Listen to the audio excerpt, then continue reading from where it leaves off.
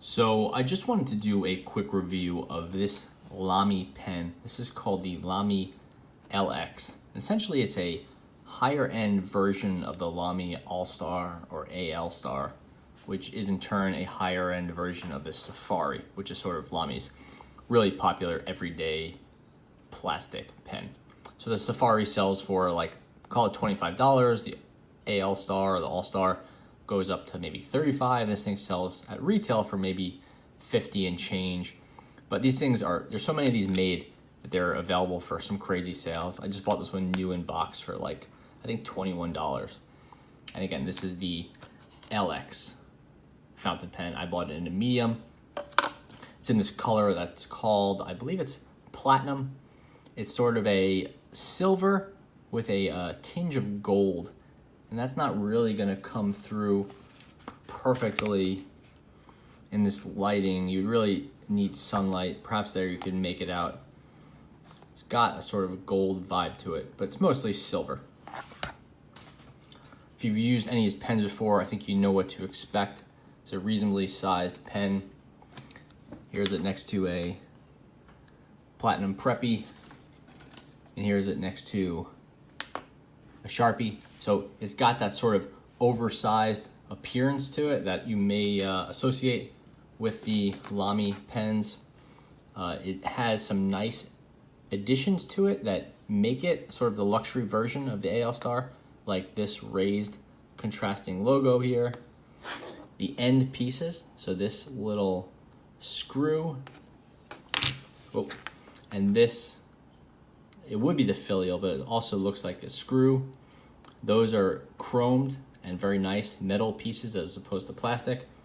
Has a metal clip that is a contrasting material to the body as opposed to being black or matching. They all have this window, but that's one of the nicer features of this pen. But really the changes are the clip, the top, the bottom, different color options.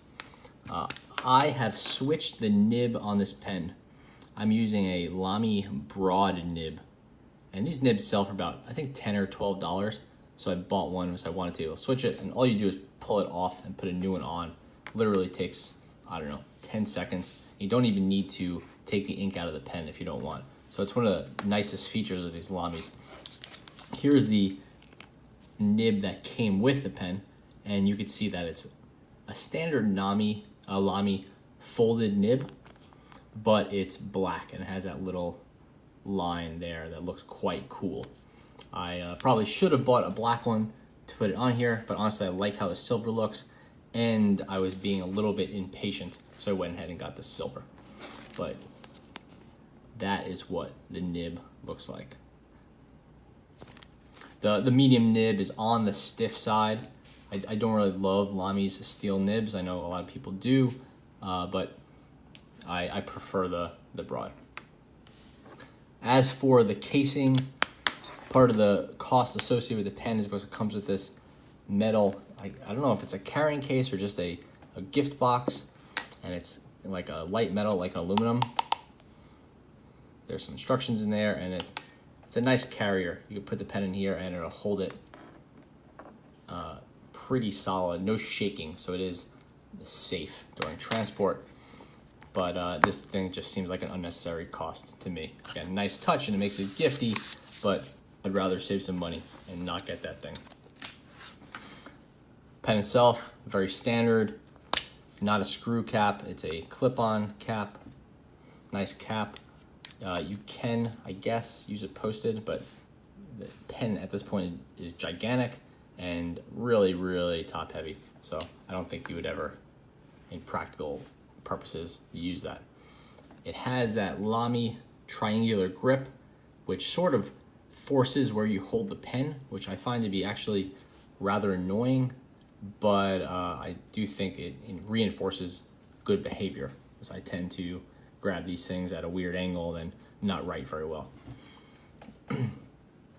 The LX uses I would say a smoky section here, so it's not quite translucent, but you can see through and you could see some of the ink. So I like that. I think it's cool. I know other people that find it to be sort of messy, and you can kind of see some of the business happening there. And the ink is never really distributed quite evenly, so it never looks as good as it should. There is a little ink window here, but you can't really make much out, like either you see ink or you don't. So it's not super effective. I'd actually prefer if they didn't do this. Just feel like it's unnecessary. The section screws in to the body, and here you see a Lamy cartridge and very standard section. Section I do not believe is any different than that on the cheaper pens like the Safari or the Vista or the LX. Most of those are opaque, but you get the point. It even has the little guides for if you want to put a converter in there. And the converters sell for like $6 or $7. So it's actually crazy to me that this does not include the converter. Like, it just ships with a single cartridge, and it's like, you know, at retail, maybe a $55 or $60 pen.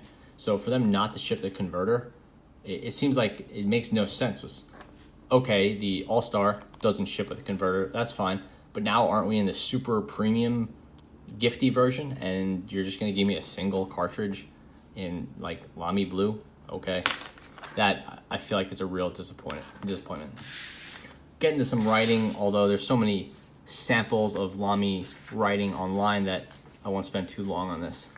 So I haven't used this pen in a day or so see how it picks up. That's fairly common. Usually has, I wouldn't say a dry start, but not a perfect start. And now this is the Lamy LX, and this is the broad. And you can buy it in a broad nib, but I bought it in the medium and I upgraded to broad. Again, I really think the modular or upgradable nib system is really fantastic. It's one of the nicest features of these Lamys, because you could buy one pen and have a bunch of nibs for it. Plus you could switch your nibs in between pens. So you could buy a Safari for $20 or $15, whatever, and put it on your LX or your Vista or what have you. So here you go, Lamy broad nib.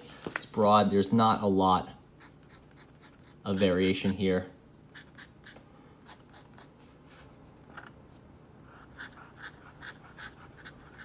I find this nib to be a little bit scratchy, but if you're careful and you do hold it where it's supposed to get held, it does the job. This isn't really the best paper either. This is just a Baron Fig, but it's good for testing. You get the point. And we'll do a quick alternative, see what we have here. Here is just a Platinum Preppy in medium. So this is a Platinum Preppy M. And now we'll do the Lamy.